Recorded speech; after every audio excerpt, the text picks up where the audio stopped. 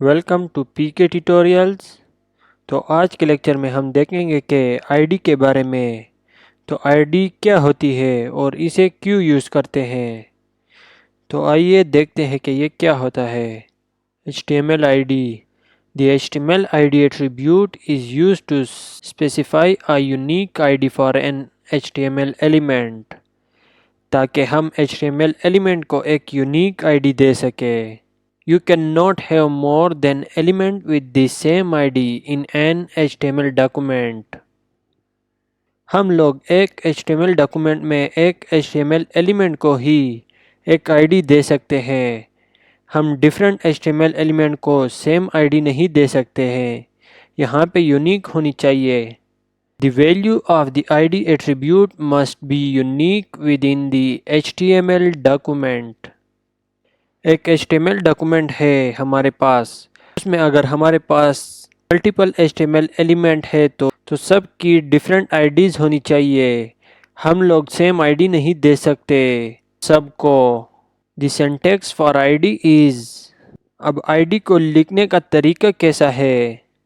इसको हम हैश के कैरेक्टर से यानी हैश के साइन से लिखते हैं और उसके बाद ये कर्ली ब्रैकेट लगाते हैं और इसके अंदर सारे CSS के प्रॉपर्टीज़ आएंगी। तो आइए इसको प्रैक्टिकली देखते हैं कि इसको कैसे करते हैं। तो यहाँ पे मैंने एक सिंपल सा स्ट्रक्चर राइट किया है HTML का। यहाँ पे मैं फॉर एग्जांपल एक हेडिंग लिख देता हूँ H1 का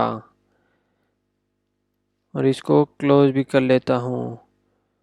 इसमें मैं लिख देता हूँ फॉर एग्जांपल माय हेडर लिख देता हूँ और इसको सेव करके वेब ब्राउज़र में चेक करते हैं। तो ये देखिए माय हेडर सिंपल सा टेक्स्ट आ गया यानी एक हेडिंग आ गया।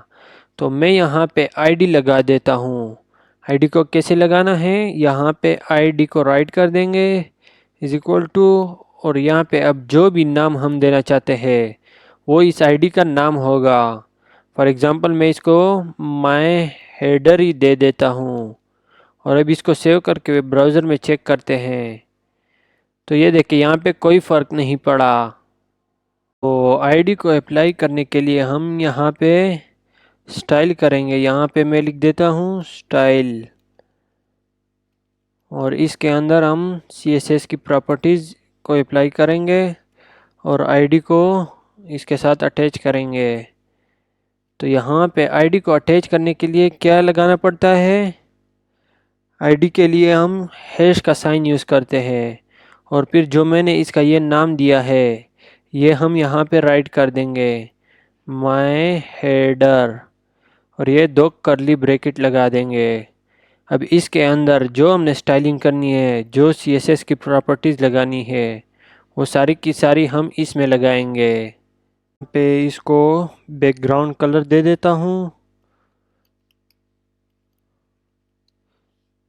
और यहाँ पे फॉर एग्ज़ाम्पल मैं सियान कलर दे देता हूँ और अब इसको सेव करके चेक करते हैं।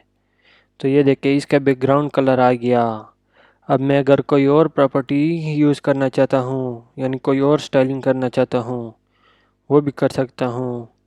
इसको टेक्स्ट कलर दे देता हूँ, ब्लैक कर देता हूँ और इसको पैडिंग दे देता हूँ, वो कर देता हूँ 20 पिक्सल और इसको मार्जिन कर देता हूँ और वो भी 20 पिक्सल कर लेता हूँ और बॉर्डर दे देता हूँ बॉर्डर 2 पिक्सल सॉलिड हो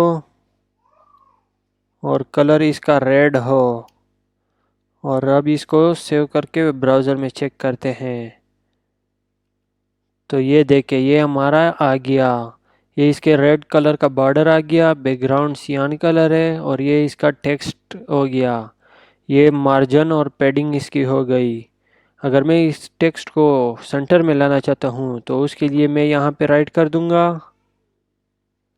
टेक्स्ट अलाइन सेंटर कर लेता हूँ और अब इसको सेव करके चेक करते हैं। तो ये देखिए ये सेंटर में आ गया। तो जो जो हमने वहाँ पर चेंजिंग की थी वो सारी की सारी यहाँ पे अप्लाई हो गई।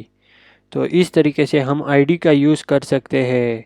आई होप आज का ये लेक्चर आपको समझ आया होगा। ओके, अगर कंप्लीट लेक्चर से रिलेटेड अगर कोई क्वेश्चन हो आपका तो आप कमेंट करके पूछ सकते हैं, या किसी चीज़ की समझ ना आई हो। Thank you guys for watching.